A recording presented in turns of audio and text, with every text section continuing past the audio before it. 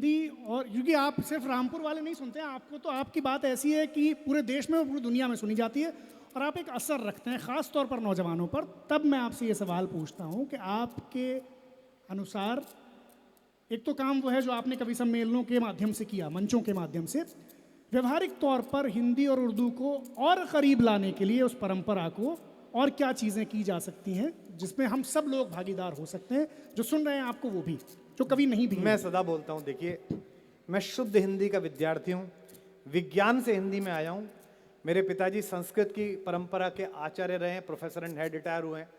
लेकिन इस मजमे में, इस महफिल में, ये जो हजारों लोग पीछे तक बैठे हैं और जो लाखों लोग सुन रहे हैं, जिनमें प्रथम नागरिक से लेकर आखिरी आदमी जो मेरा दोस्त कुर्सियों का इंतजाम कर रहा है, इस देश में कोई आदमी ऐसा नहीं है जो 5 वाक्य पूरे ऐसे बोल के दिखाए जिसमें एक उर्दू लफ्ज ना हो।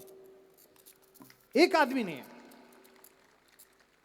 तो ये सोचना पड़ेगा दोनों को कि फिराक गोरखपुरी हो, चकबस्त हो, है अनासिर में ज़हूर तरतीब, मौत क्या है ऐसी अज्जा का परेशान होना, या मदन मोहन दानिश हो, या दिनेश रघुवंशी हो, या बिल्कुल पड़ोस का नया लड़का चिराग शर्मा हो, उर्दू सबकी है। अब किसी के लिए माँ है, किसी के लिए मौसी है, किसी की माँ है, किसी के लिए मौसी है। तो मौसी का मतलब क्या है? मासी का मतलब ही मासी ही है, जो माँ जैसी ही है। और ये हिंदी वालों को भी समझना पड़ेगा। मेरी अपने अपने राम जो राम कथा होती है, उसमें मेरे ख्याल से तीनों दिन उर्दू में जीने वाले इस्लाम मतावलंबियों की लिखी हुई कविताओं का जिक्र होता है। क्या बात। और अपने अपने श्याम तो, कृष्ण तो बिना उनके चल ही नहीं सकता, रस खान के और बिना ताज बीबी के। क्या बात। उन दोनों के हिसाब से चलता है। तो मुझे लगता है कि नई नस्लों को ये समझना पड़ेगा, उर्दू के मुशायरों को थोड़ा और स्वागत करने योग्य होना पड़ेगा, उन्हें बाहें खोलनी पड़ेंगी। हिंदी के कवि सम्मेलनों को उर्दू के शायरों के लिए और बाहें खोलनी पड़ेंगी। क्योंकि देखो रामपुर वालों, बुरा मानना मत, ये सब सियासतदान बैठे हैं, इनकी अपनी अपनी सोच है, इनके अपने एजेंडे हैं। ये 5 साल 10 साल 20 साल के हैं, लेकिन जबानें हजारों हजार साल की हैं। क्या बात। ये सब तुम पर हम पर निर्भर करेगा। इसमें मेरी खुश नसीबी ये है कि मुझे दोनों तरफ के लोग पसंद करते हैं, और इससे बड़ी खुशनसीबी जिस पर शायद तालियां मिलें, एक तो यह है कि दोनों तरफ के लोग पसंद करते हैं, और इससे बड़ी खुशनसीबी है कि दोनों तरफ के जाहिल मुझसे नफरत करते हैं। ये दूसरी बड़ी खुशनसीबी है, जिसको मैं अपना एक पदक मानता हूं। क्या बात है। अच्छा, मुझे ये बताएं कि हम लोग चूंकि एक लाइब्रेरी के परिसर में बैठे हैं, बहुत लोगों को इस बात में दिलचस्पी है कि ये जो आपके अंदर इतना सारा ज्ञान आया है, तो आपकी अपनी लाइब्रेरी किस तरह की है और आप किस तरह से पढ़ते हैं, आपके रीडिंग रिचुअल्स क्या हैं? ख़ास तौर पे अब आपको, जो कि आपकी इतनी मसरूफियत है, तो जो भी टाइम मिलता है उसमें आप किस तरह से पढ़ते हैं? 2 तरह की पढ़ाई हुई। पहली पढ़ाई हुई जो घर में किताबें पढ़ी, तो उनमें मैं एक सौभाग्यशाली बच्चा था कि मेरे पिताजी हिंदी के प्रोफेसर थे, लेकिन शहर में, वो छोटे से कस्बे में, उनके पास लिखने पढ़ने वाले लोगों के आने का सिलसिला था। मतलब अगर सुबह जगपाल सिंह सरोज आ रहे हैं, जो ये मुक्तक जिनकी बड़ी मशहूर की, पूरे मुशायरों में मैंने पढ़कर की, देख पाल की जिस दुल्हन की, बहक गया हर एक बराती, जिसके द्वार उठेगा घूंघट, जाने उस पर क्या बीतेगी। और इसका अगला मिसरा है कि जिसके द्वार उठेगा घूंघट, जाने उस पर क्या बीतेगी, एक रोज सपने में छूकर तन मन चंदन वन कर डाला, जो हर रोज छुआ जाएगा उस पागल पर क्या बीतेगी। क्या बात। तो वो एक छोटे से स्कूल में पढ़ाते थे, और मेरे पिताजी प्रोफेसर थे, तो वो गुरुजी कहते थे, आते थे।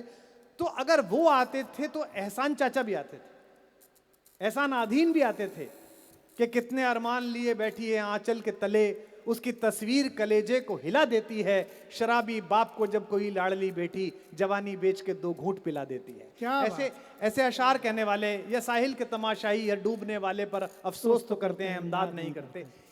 तो और राजेंद्र सिंह सरदार जी, राजेंद्र चाचा जी, वो भी आते थे, जो खालसा पंथ की हिस्ट्री सुनाते थे। तो मुझको तो जो किताबें मिली वो बड़ी सेलेक्ट होके मिली।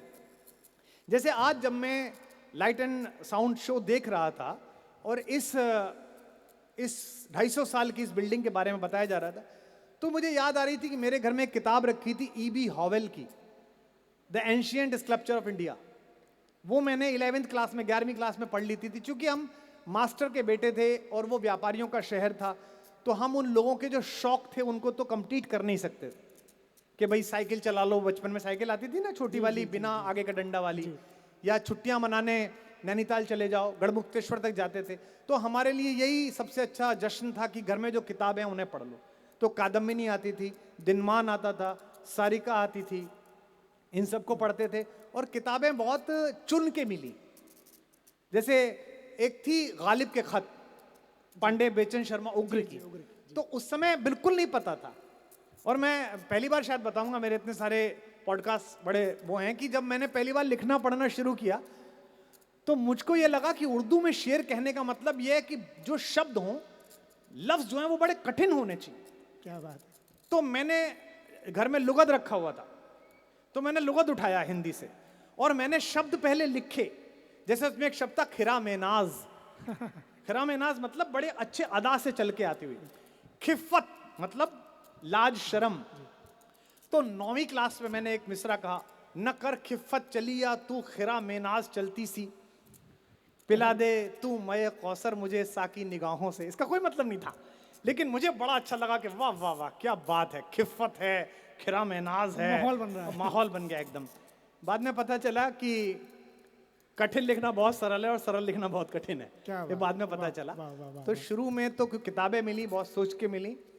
अब जरा दिक्कत ये हो गई है कि अब दिन में 10-12 किताबें रोज आती हैं, क्योंकि जो भी लिखने पढ़ने वाले नए लोग हैं उनको लगता है किताब वहां पहुंचा दीजिए। उसमें दोस्तों की सुझाव पर या जिस किताब की चर्चा हो उस किताब को पढ़ते हैं। मेरा जो नए बच्चे सुनने आए, जो हमारे नौजवान दोस्त सुनने आए हैं, मेरा इनसे ये कहना है कि किताबों से मोहब्बत करिए, किताबों से दोस्ती बढ़ाइए। ये बहुत सारा ध्यान हमारा मोबाइल ने, लैपटॉप ने, आईपैड ने ख़त्म कर दिया है। कुछ किताबें बता दीजिए जो सबको पढ़नी ही चाहिए आपके हिसाब से। नहीं, ऐसे बतानी मुश्किल है, लेकिन जैसे दीवाने गालिब पढ़ना ही चाहिए। अगर आपको शायरी करनी है तो आपको पढ़ना चाहिए। हिंदी वाले हैं तो आपको गुनाहों का देवता पढ़नी चाहिए, आपको शेख हर एक जीवनी पढ़नी चाहिए, आपको रश्मिरथी पढ़ना चाहिए, आपको संस्कृति के 4 अध्याय पढ़ना चाहिए, आपको गोदान पढ़ना चाहिए, आपको पढ़ती परिकथा पढ़नी चाहिए, आपको संस्कृत है तो मेघदूत पढ़ना चाहिए कि पूरा पूरा। और अगर हिंदुस्तान जानना है तो आपको रामचरितमानस पढ़नी चाहिए, उसके बिना हिंदुस्तान अधूरा। क्या बात है। उसको पढ़िए, समझ में आ जो जाएगा। लोग सुन रहे हैं वो जब इसका वीडियो भी अगर आएगा तो नोट्स बना लें, क्योंकि ये सारे नाम बहुत अहम हैं जो कुमार जी ने बताए हैं। मुझे एक चीज और बता दें। नहीं, अभी आपको होमो सैपियंस पढ़नी चाहिए, लेटेस्ट पढ़नी चाहिए। Sapiens। नटवर सिंह की किताब आई है अभी, one life is not enough. अगर आपको विदेश नीति के बारे में जानना है तो आपको पढ़नी चाहिए। दौलत साहब की किताब आई है, वो पढ़नी चाहिए। तो किताब तो देखिए नशा है, जिसको उस कागज की महक का नशा हो जाए ना, वो जो यहाँ अंदर चित्र बना हुआ है, फिर जुलेखा ने नींद भर सोई जब से यूसुफ को ख्वाब में देखा। जिसको किताब का नशा हो जाए उसके सब नशे बेकार हैं। तो मेरे को किताब का नशा है। अभी आप मेरी वैनिटी वैन में थे, वहां भी किताब रखी थी। जी बिल्कुल, बिल्कुल। रामपुर से दिल्ली तक का मेरे घर तक का सफर 3-4 घंटे है। उसमें भी ये जो हमारे आदरणीय उत्तर प्रदेश पुलिस और केंद्र सरकार की पुलिस है, इसकी कृपा की वजह से वो 2.5 घंटे में पूरा हो जाता है। लेकिन 2.5 घंटे में भी 30-40 पन्ने जो भी किताब इस समय रखी होगी उसके चलेंगे। तो किताब का नशा पाल लीजिए, आपको पता चलेगा पूरी दुनिया के नशे बेकार हैं इस नशे के आगे। ये मैं आपसे कहना चाहता हूँ। क्या बात है। अच्छा, इसी से जुड़ा एक सवाल है जो बहुत लोग जानना चाहते हैं। ये जो आपकी मेमोरी है, जो स्मृति है आपकी, जो हाफिजा है, ये क्या किसी रियाज से आया है, किसी रिहर्सल से आया है, या किताबों से आया है, या ये कुदरती तौर पर, या ये मंचों के एक्सपीरियंस से आया है? ये कैसे आया है? ये गुत्थी बहुत लोग समझना चाहते हैं इसको। नहीं, देखिए, इसके लिए तो सबसे है कि आप जिस पल में हो उस पल को जीने की कोशिश करिए। जैसे किताब को जीने की कोशिश करिए। राग दरबारी सबने पढ़ी होगी, मुझे उसका पहला पन्ना याद है, यहाँ से भारतीय देहात का महासागर शुरू होता है। गुनाहों का देवता सबने पढ़ी होगी, उसका पहला पन्ना याद है। रश्मिरथी जब मैं पढ़ाने गया था 1993 में, तब मुझे पूरी याद थी। तो मैं जिस कस्बे में पढ़ाने के लिए गया, जहीं लोग बैठे हैं, वो श्री गंगानगर, आप जानते हो राजस्थान में, बड़ा खूबसूरत सी एक जगह है। वहाँ पंजाबी लोग रहते हैं। तो उनकी 6 फुट और 5 फुट 8 इंच की लड़कियाँ, एकदम मतलब बड़ा खूबसूरत खूबसूरत चेहरे। और मैं तो दिल्ली से गया था और जितना आज हूँ इसका भी 1/4 था। मतलब तेज हवा चले तो पेन पकड़ना पड़े ताकि उड़ ना जाए। तो मैं जब क्लास में गया तो मैंने पूछा लड़कों से कि क्या चल रहा है, तो बोले रश्मिरथी चल रहा है सर। तो मुझे पता था कि क्लास पर जो इम्प्रेशन है, जो यहाँ बच्चे स्कूल टीचिंग में, यूनिवर्सिटी टीचिंग में यूजीसी के नेट कर रहे हैं उनको ये मैं गुर बता रहा हूं, क्योंकि 17 साल पढ़ाया है। अगर आपको विषय आता है, वो जो लड़का क्लास में सबसे